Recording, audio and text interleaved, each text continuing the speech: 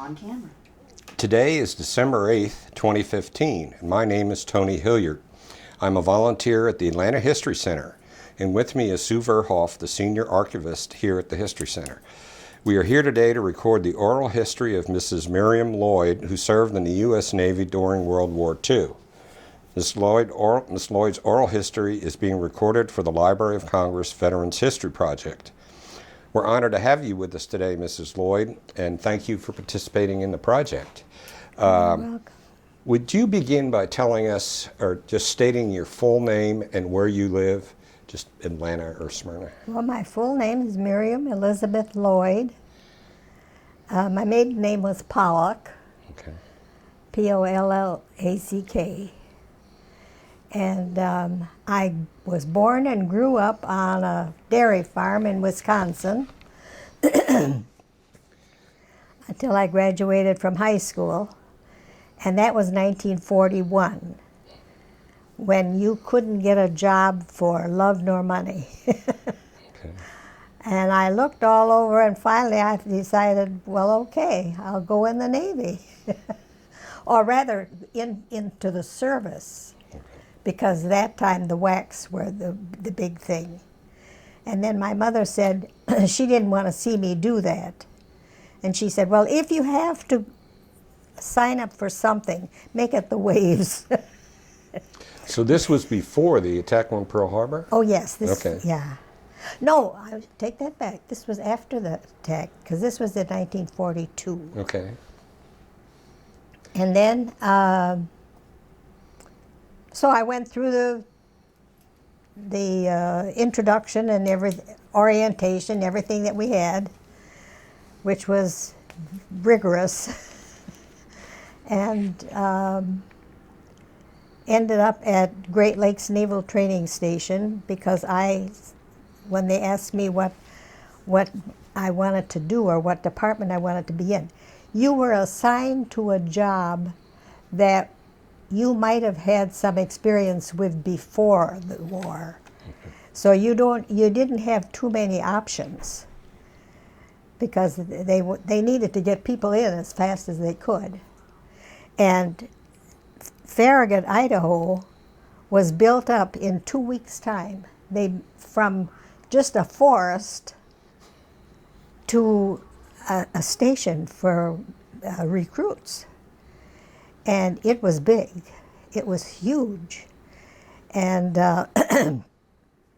when we were through with our basic training, which was hospital corps school, 6 weeks of training I had, and I was expected to go out and set broken bones and give shots, and I couldn't believe it, but we did it. So you went to Great Lakes to get basic training, and where did you go for your medical training? Well, that was the medical training. The okay. The original basic training, yeah, that was at Hunter College in New York, in the Bronx. We had Hunter College and took over the entire campus.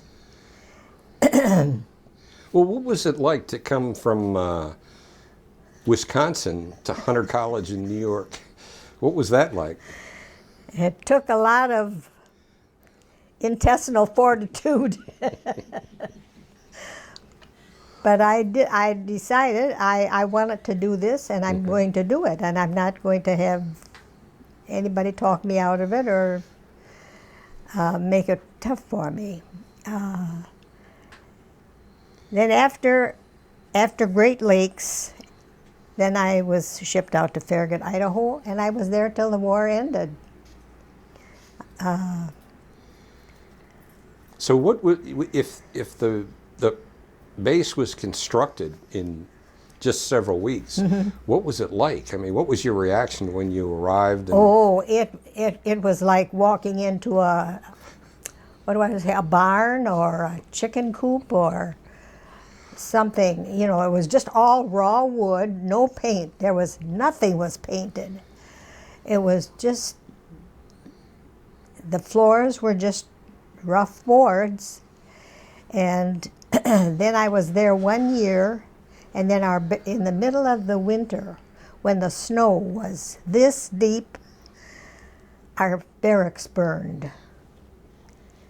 And my best friend, she and I were sitting we had a room where we could sit and listen to the radio, because, you know, there was no TV or anything like that. And I played the piano, so they'd always ask me to play the piano.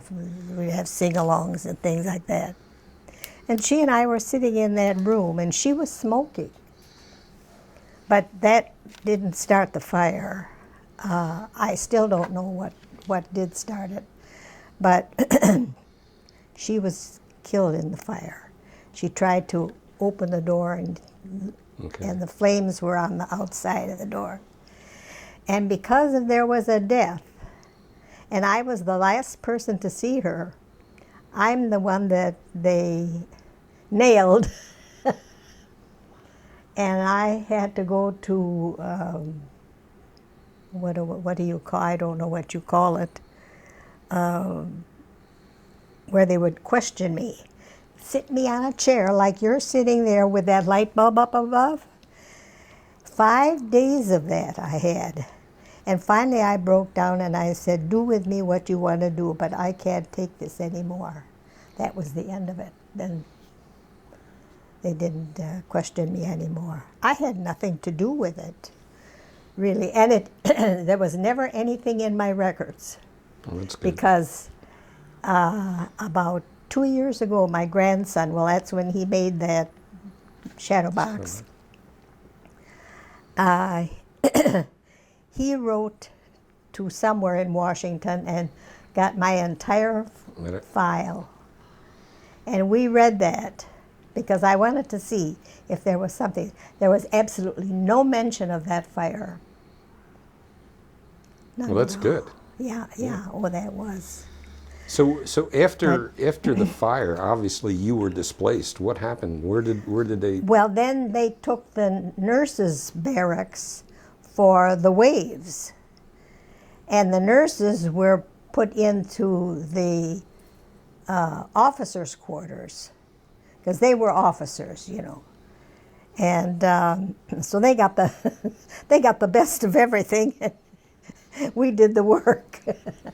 So were their living accommodations different than? Oh, than much better, much better. Okay. Yes. So did you just have like a wood stove in there?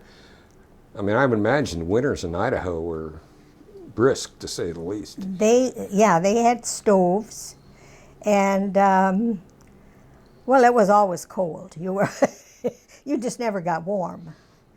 And the winter before I got there had been extremely bad. They had had so much.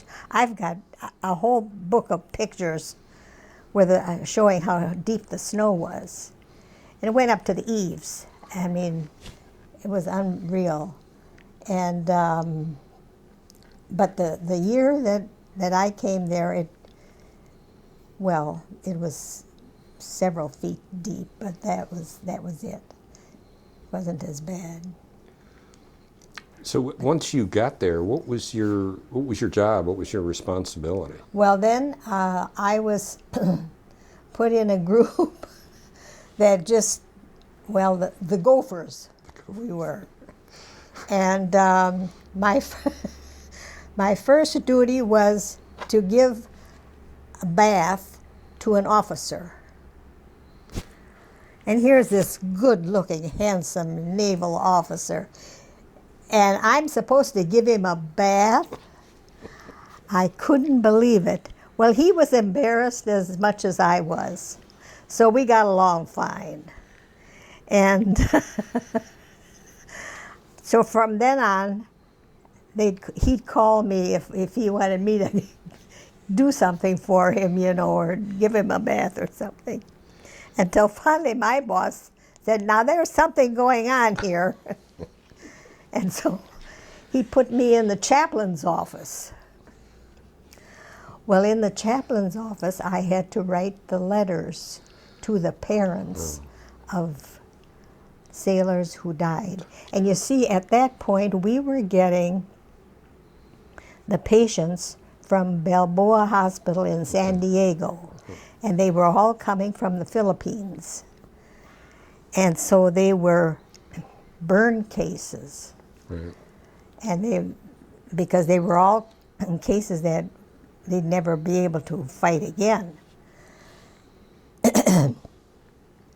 So I always said we saw the worst of war. And I don't wish that on anybody. Did you have much interaction with the patients? Oh, yes.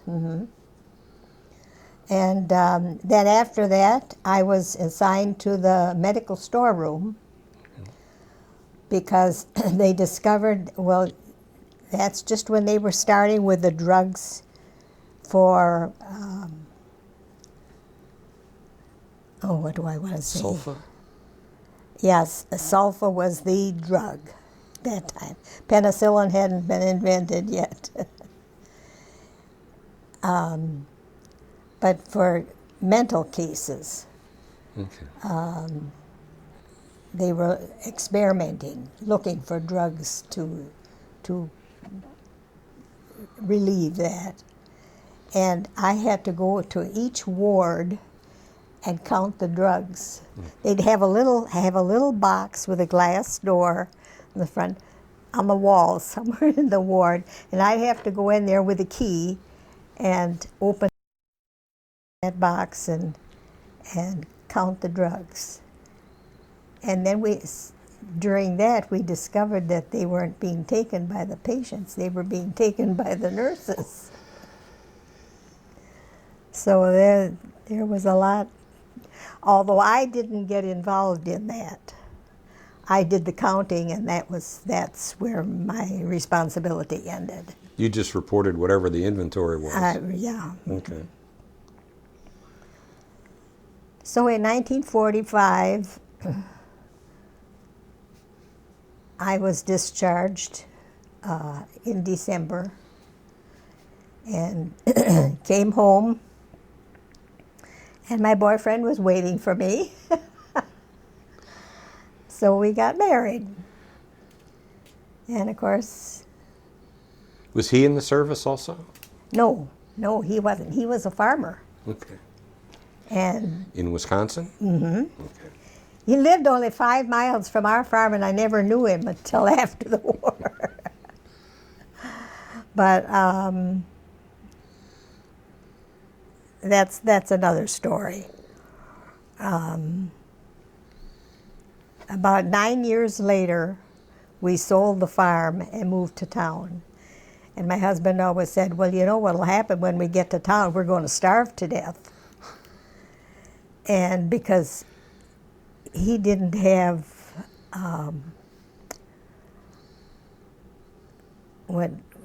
technical expertise, you know, the jobs on the farm were quite different from what was in town.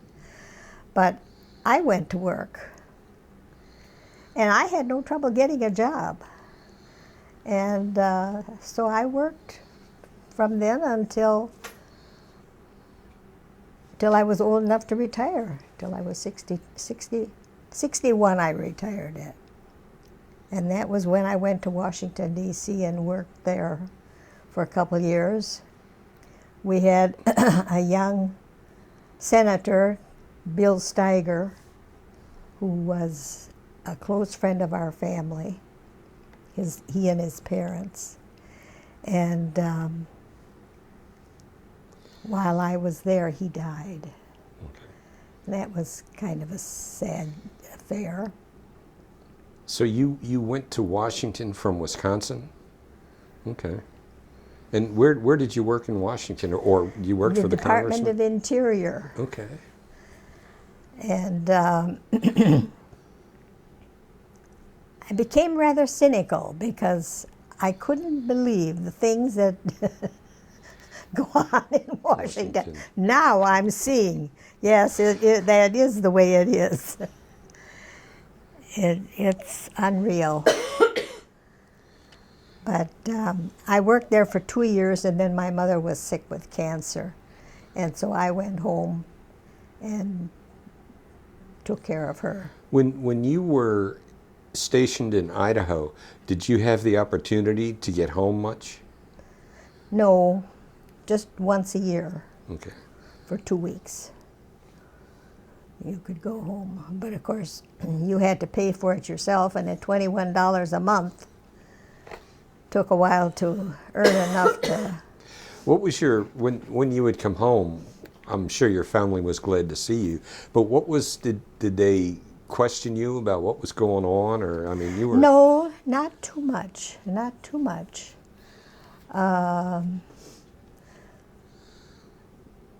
Both of my parents were, as if that was what I wanted to do, that was okay with them, and they weren't. Well, they knew that there was a lot of things I couldn't talk about. Right. So they were good about shielding me from those questions. But then as I say, then I took care of my mother. I'm trying to think now. You see, my memory is getting slow.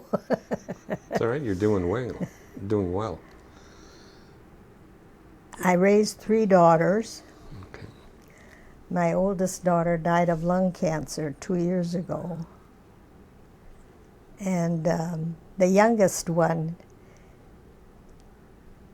Catherine Trice, works right across the street here at Ridgeview, Okay.